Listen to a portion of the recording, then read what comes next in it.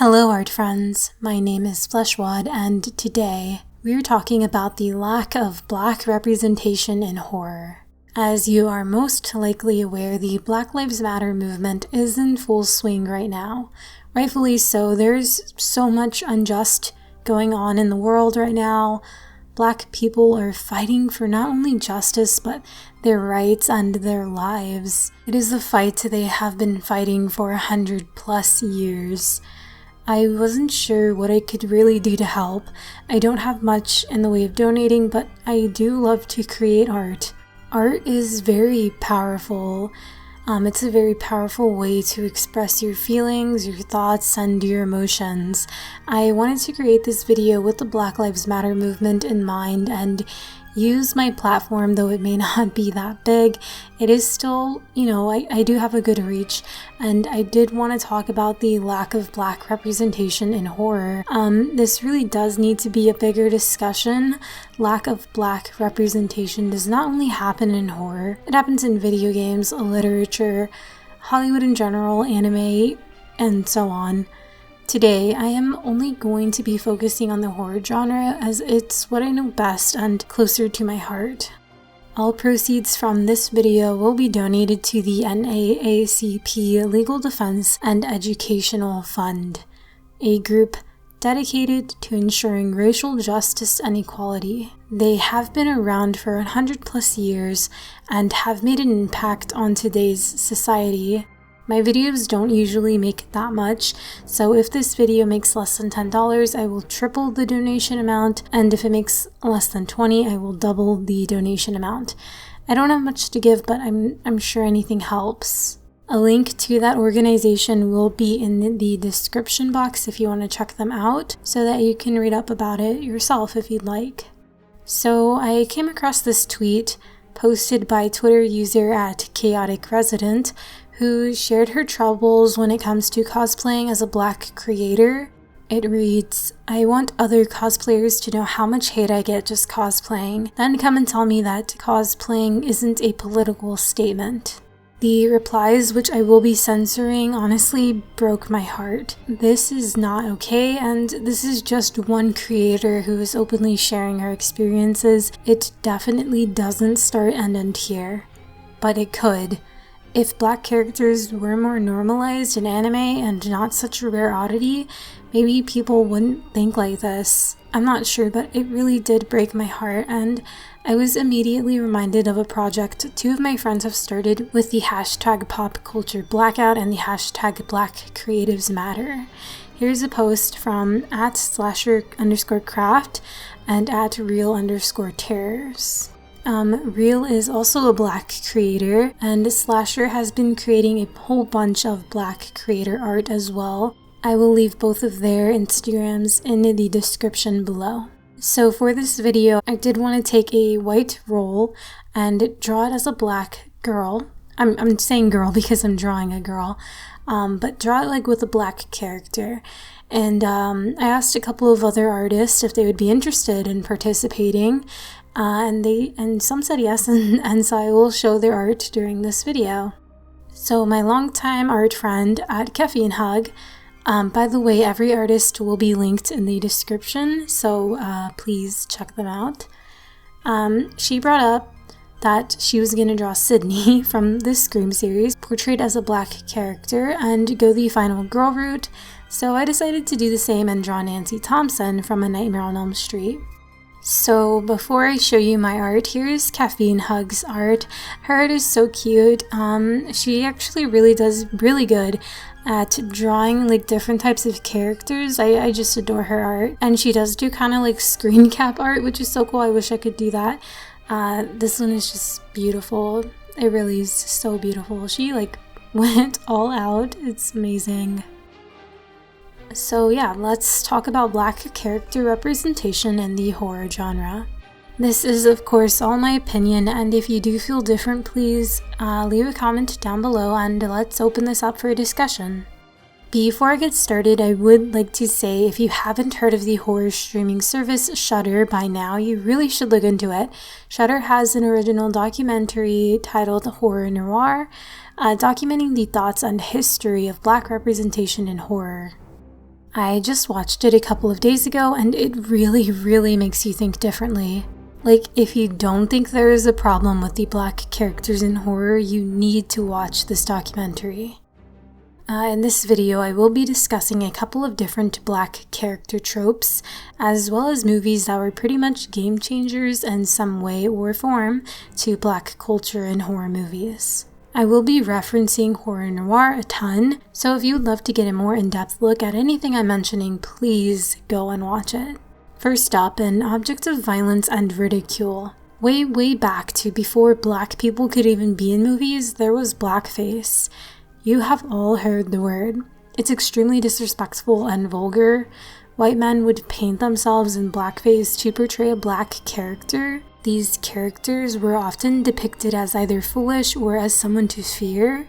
These movies often donned very racist titles as well and held back black people for years. These movies put black characters in a light as someone to be afraid of, which really hurt the black culture and horror for a very long time.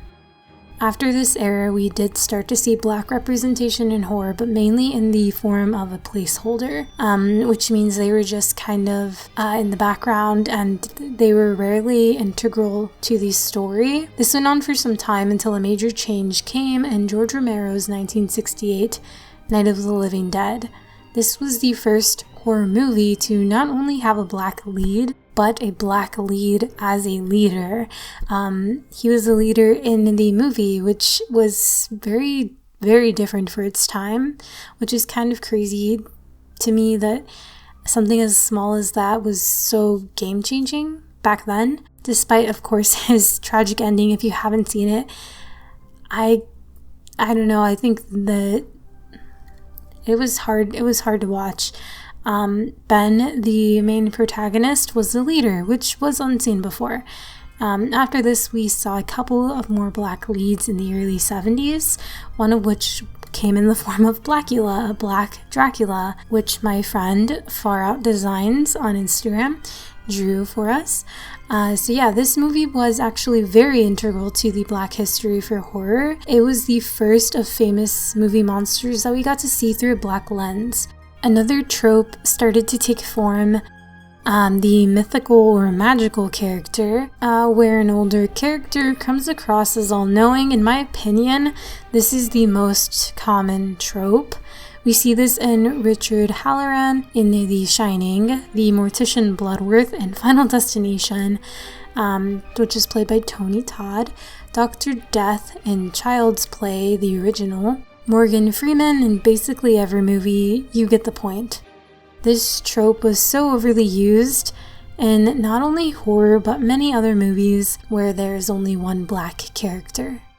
Next up, and possibly the worst one, or one of the worst, in my opinion, the sacrificial type.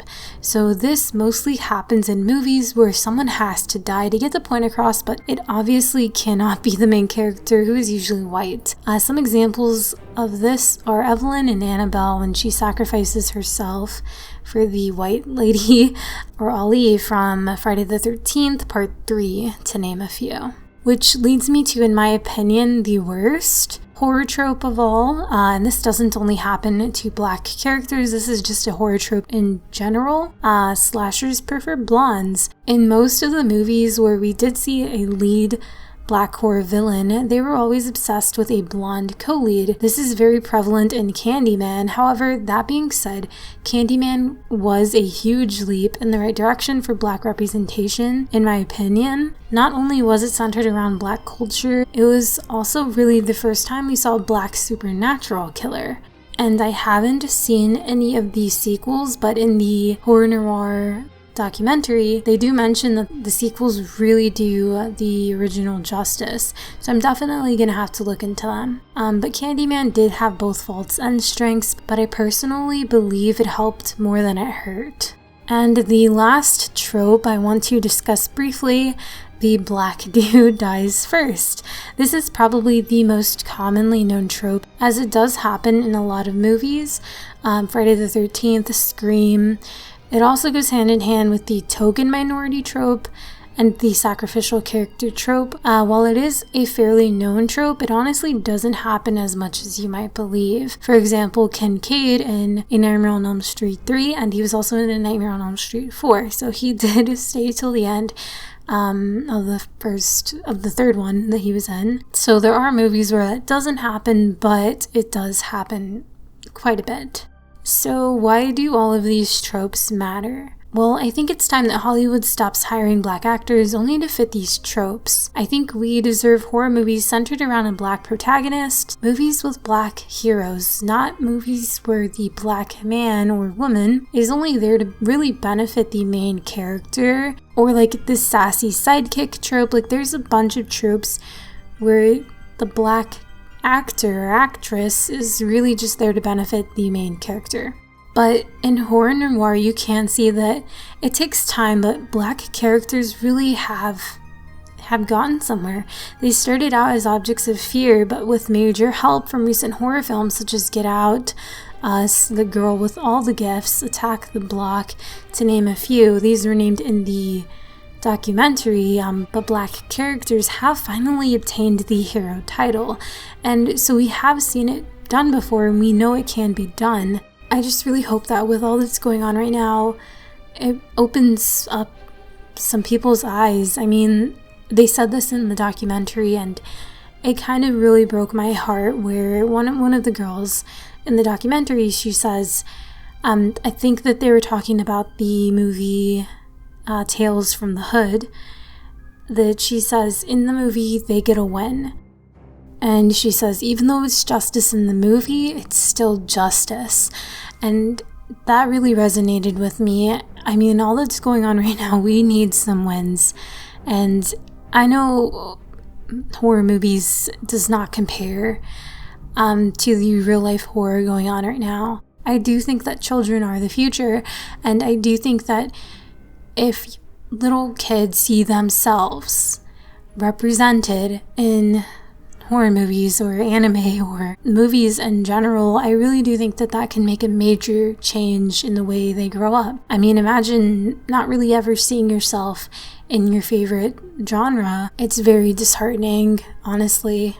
So yeah, I hope this video has opened your eyes a little bit more to what problems there are with traditional media and the representation of black characters. I obviously cannot talk about everything I would like to due to limits on time and limits on my own personal knowledge, but like I said, if you do crave a more in-depth discussion on this topic, please consider watching the Horror Noir documentary. It really, really opened my eyes like a ton. It's worth the hour and a half to watch it. Once again, all proceeds from this video will be donated to the NAACP fund, which is linked in the description if you'd like to read more about it. Thank you so much for watching, art friends. And remember, we can be the change. Until the next video. Bye.